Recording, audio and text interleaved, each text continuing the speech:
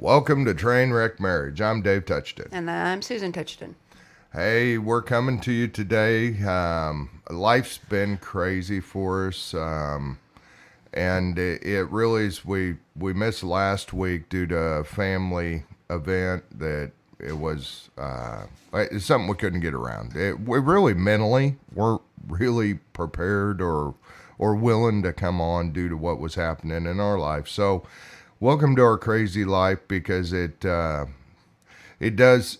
No one has the perfect life. It's not all butterflies and rainbows. Don't care what Facebook says. It's just life. So, hey, we wanted to come on here, and today I God kind of put on me is fear because there's a lot of things going on right now, from economy to food to you name it. I mean, high fuel prices. How are we going to make it? And really the subject of fear, and I've talked about this before, so I hope that if I'm repeating this from a previous podcast, that means somebody else needs to hear it, and it could be you. So, what do we do with fear? Because fear can be so overwhelming. Fear can be one of those things that just locks us up. A fear of what may be coming, what could be coming. I know if you watch any social media, there's a bunch of things that could happen, and I'm not saying they won't. I'm just saying, what do you do with it? Because that's really what it comes down to. Is fear is one of those things that is from Satan. That is your what are you basing your fear off of? I guess that's kind of what I was just wanting to talk about today, because it really I lived in fear for 44 years, and I'm really kind of over it. I'm not saying I'm not fearful. That's not what I say. Fearing God's one thing, but I also have bad weeks where I fear everything, and honestly, most of it for most of us is just the boogeyman that may not happen. Well, and I think too, a lot of us, we're getting older. We've made it through raising our children and, things like that, things that are an automatic of fear. Am I going to raise them right? Are they going to choke on this? Are they going to survive our parenting ability? So, fortunately, we've kind of gone through that fear of raising children and that kind of thing, just because we are older and we've had lots of life lessons. But I sit here and think a lot of my fear, I would say, comes from just the unknown of what's going to happen. So I know the last time that we were on here, we talked about my sister being sick. And so last week, exactly a week ago today, us being why we didn't come on, is she passed away and she went to be with the Lord. And we take great comfort in that. And that's what David and I just prayed this morning before we got on here, because we have another family that we know fairly well that is getting ready to bury their brother. But knowing that our loved ones go on to be with Jesus is such a comfort. And then we don't know what to do with it when we are left behind. And I know for me, I've struggled. My mom, I don't want to say that I fear for her.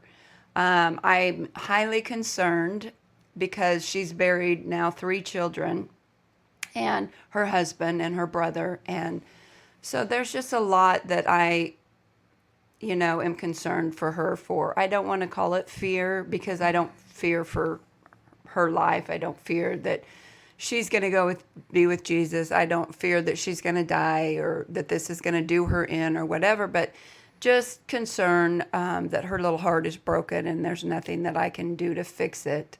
But fear is it's a slippery slope, Yeah. and I think that, it's easy to say, trust God, rely on God, there is no fear in God, and all of that's true. But walking in that and living that on a day-to-day basis is sometimes easier said than done. But I will tell you that when you have a close relationship with Jesus and you are walking with him daily, there is nothing to fear because he can give you the comfort and the peace that surpasses all understanding. And yet, you just have to give it to him. If you hold on to whatever it is that's causing this fear, no, he's not going to give you that because he wants you to trust him and he wants you to express it to him. And so just verbalizing what it is that you may be fearful of or that may be causing you anxiety or stress, remembering to discuss it with God and let him lead you and guide you in the way that he wants you to go. Yeah, and you bring up some, oh man, so many great, great, great points, and I'd like to clarify because for anyone that doesn't know who Christ is, we are not talking about a religious system in a church. Yes. That is not what we're talking about. I don't care how you were raised or how much you were hurt. Trust me, been there, done that, got that scar/tattoo. But what we're talking about is a relationship with Christ, not a attendance to church. Those are completely different things. And I want to clarify, church has its place. It does do great things. I'm not disagreeing with that. But what we're talking about is a relationship, which what that means is when you were a kid and you lived in a neighborhood. I mean, we grew up in the 70s, so which seems like An eternity an eternity ago. So anyone that's younger, you may not understand this, but we used to run the neighborhood. I mean, you left in the morning. You didn't know where you were going, and you come back at dark or when the lights come on. That was just the rule, where you can't do that today, and I understand that. But all of our parents had a signal to get a hold of you in the neighborhood to come home. Whether it was a whistle, whether it was a holler, whether it was there was multiple things, and when I say relationship, when my dad whistled, you stopped and you turned around and you looked because I knew it was Dad. That's the type of relationship we're talking with Christ, where when he talks or gives you a nudge, you know it's him.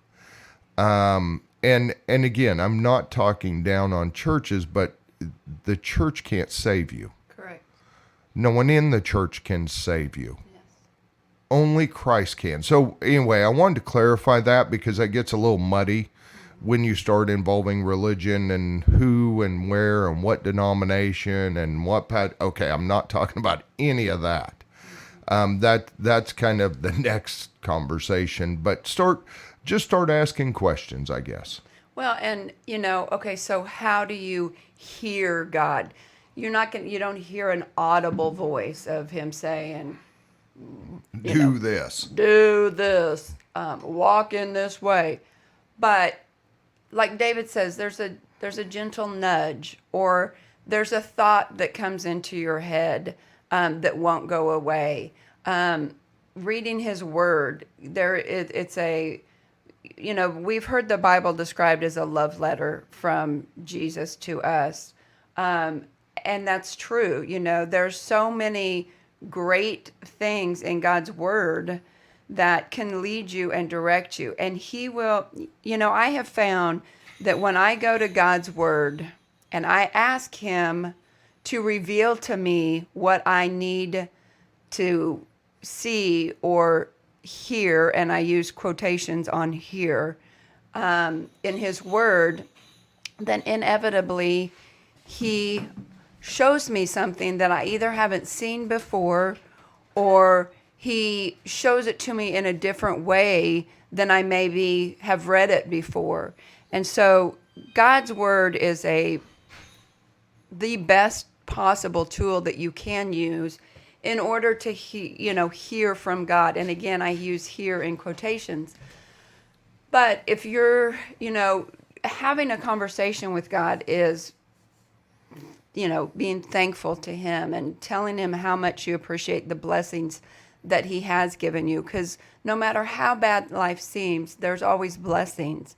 And then trusting that he has a plan for you and trusting his plan. I don't understand why a lot of things have happened even over the last week to 2 weeks. I don't get it. And that's been my verbiage for almost every day. I don't understand. I don't get it. I don't know. But the beauty of it is I don't have to get it. I don't have to know because he knows. And I trust that his plan is better than my plan and his ways are better than my ways. And so I know that whatever I'm going through right now, and as hard as it is to understand or to live through is a better word, Right. that he's got a plan and that he will get me through it if I just trust him and rely on him. He is our refuge. He is our strength. He's our comforter. He's our refuge. He's all the things that bring us peace. Yeah, no, it's one of those things that it just takes time. And, and that's why I wanted to clarify that point because it's not an advertisement for any one church or denomination. And because fear ties directly into that. When you start talking about what do you fear, are you going to have enough money this week to pay all the bills? What does that look like? How do you get there? It's a lonely world if you're by yourself. And what I mean is if you're truly, it's just you and you got to figure it out and you have no one to rely on. And we rely on God a lot. He is not he's not a genie. He's not a rescuer. He doesn't just poof, make it happen. But a lot of times he shows us where we need to correct things. Maybe we don't need a $150 cable bill. Maybe we don't need a brand new car. And so, I wanted to kind of clarify that because we kind of create a lot of the situations and then we blame God because, we created it, had to have this, had to do this, felt like it was the best thing. So we dive off the bridge and then it's like, where was God? Why did he leave me high and dry? Well, first of all, you were driving the car. You drove off the cliff by yourself. And so it's kind of one of those things when you start talking about fear, what I found is a lot of the fear, a portion, and a large portion is fear that I've created, problems I created that need to be cleaned up. And if I'd have cleaned them up, then it wouldn't have been a problem. No different than we're cleaning out our old buildings, going to get them sold. Should have done that 10 years ago. 10 years is a long time. Let's say 2 years ago. But, it's kind of the last piece of my mom that I have because she passed away. And it's kind of that, what I've realized over the last couple of weeks is that's the last place we work together. The last place. So I've been hanging on to that. God's told me repeatedly to get rid of them. And that a made up excuse. I don't have enough money. I don't have enough time. I can't make it work. I don't know how to get there. When really it just come down to that once I realized I was hanging on to it because that was kind of the last piece of my mom. Once I understood that, then it's like, okay, we need to get rid of them. I can tell you we will be financially a lot better off by getting rid of them. But it's that fear of losing that connection. So fear comes in many ways, not just the boogeyman in the dark, but fear comes in the way of, is this my last touch of, for me, the buildings were my mom. Once I sell them, then I feel like I would losing the connection. So, and that's the reason why fear is a slippery slope because you don't really realize that it's fear until you really dig on it. Well, and I think too that brings up, I know for years, I think that, and I know this is going to sound crazy, but if you really stop and think about what I'm about to say, those of you who are a little bit more driven and who want to be successful and that kind of thing. But I think that we lived a lot in the fear of, what if I get too successful? What if the business does take off like we've never seen it before and we can't handle it, or we screw it up, or we ... So yes, the fear takes there's so many different ways that you can be fearful. Even, most people think, well, that's the whole goal, is to be successful, to make the business successful, to make your career successful, to climb the ladder.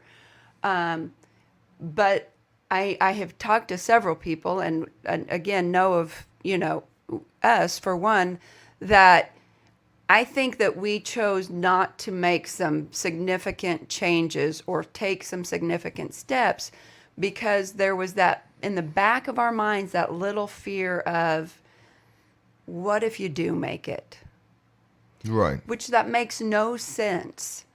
But again, it conjures up, well, if we do make it, then what obstacles are there going to be for that? Again, what are we going to do to screw it up? Right. What are we going to do when in reality, when we went through our marriage crisis and we were going through all our stuff and God called us to sell everything but the business and do all of that, our realization was, and this is humorous because I guess we're just not very bright, but the business that we have is God's business.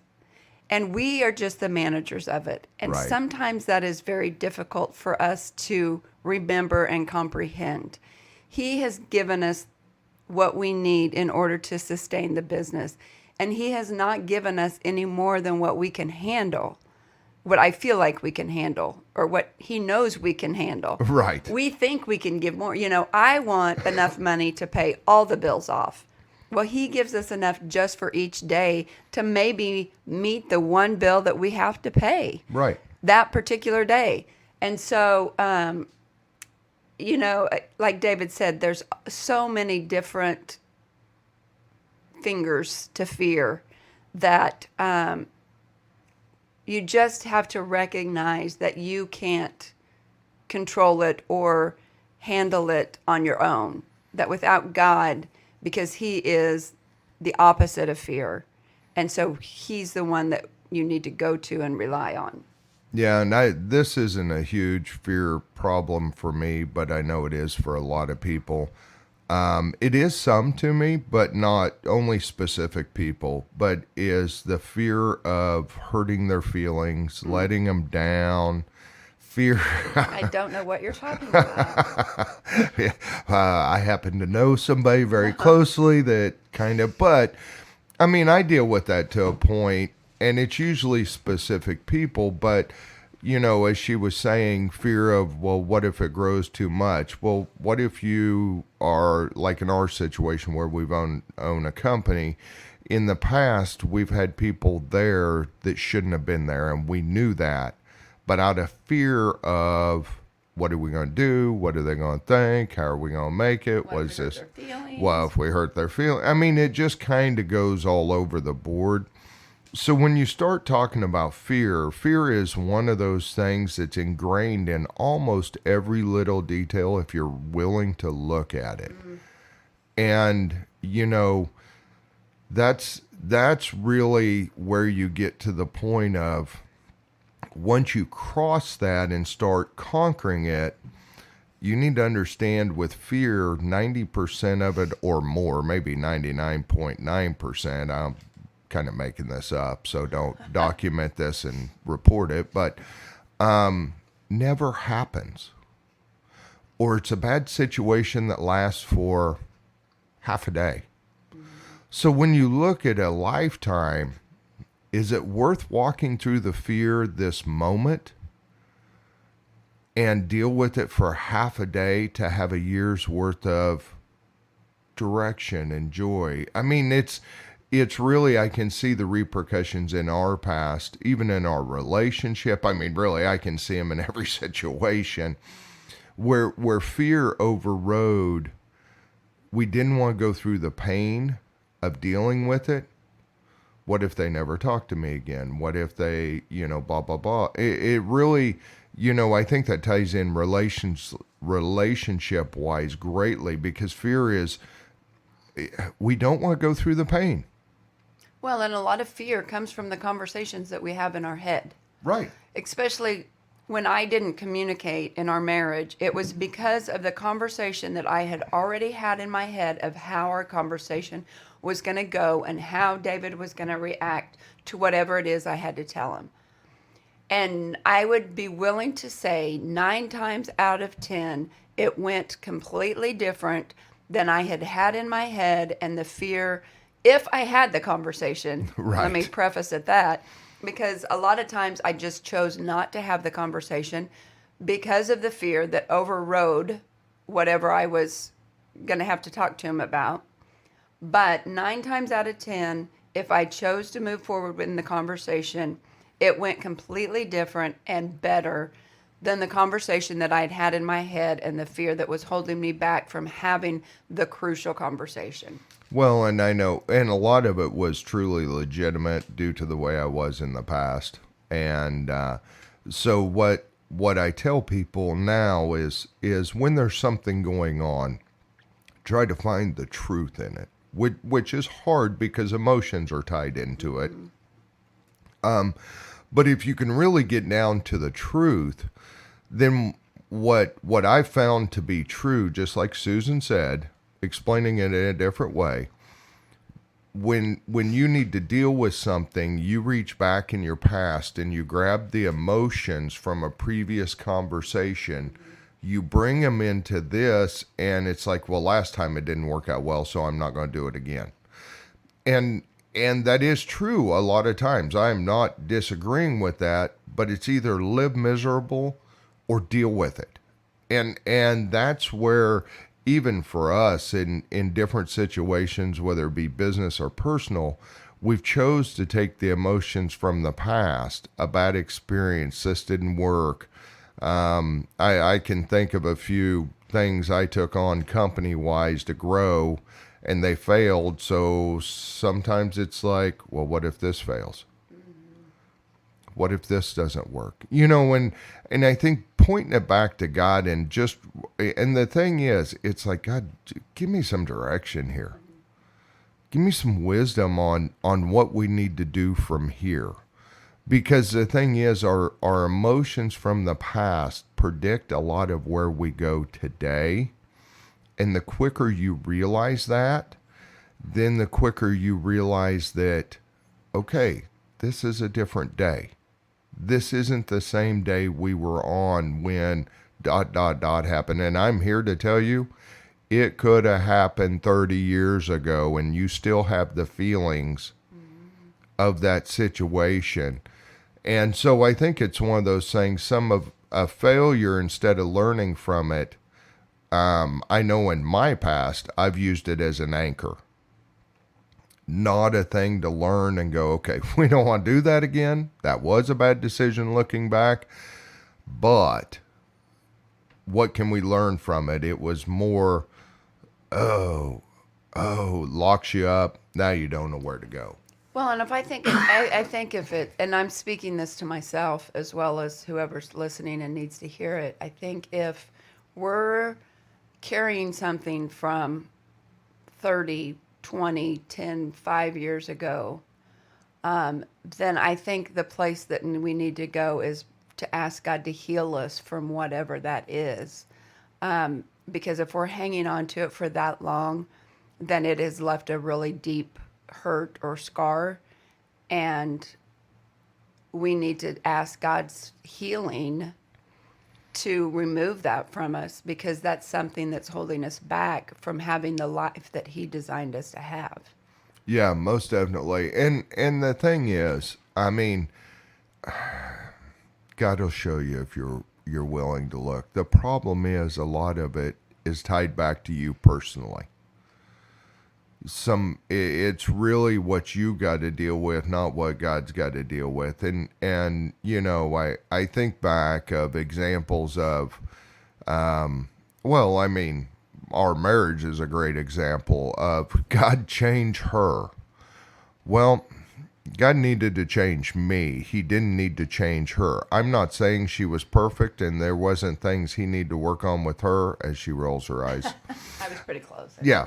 But I can't change her. And what happened was he started showing things about me that needed to change. And then I automatically change from that. Correct. And so it's one of those things that in a marriage and really in all of life, if you start changing, the other person will change as well.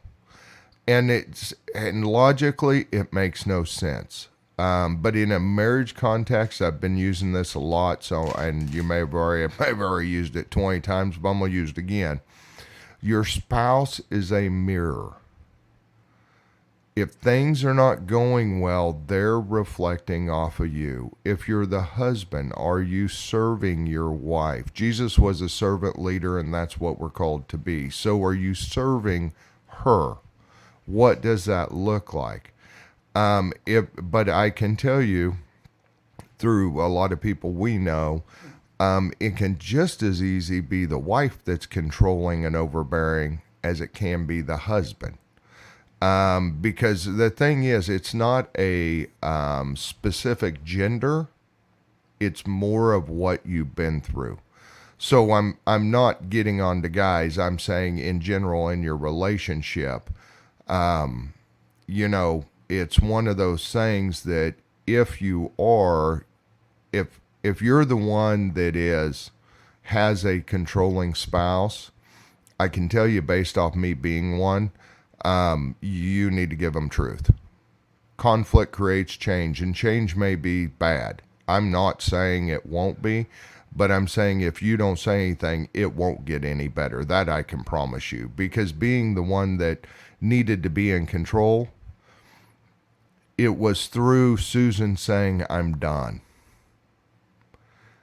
that shocked me to where I told the counselor, "Hey, if I got to run around naked in your parking lot, if that'll help my marriage, I'm in."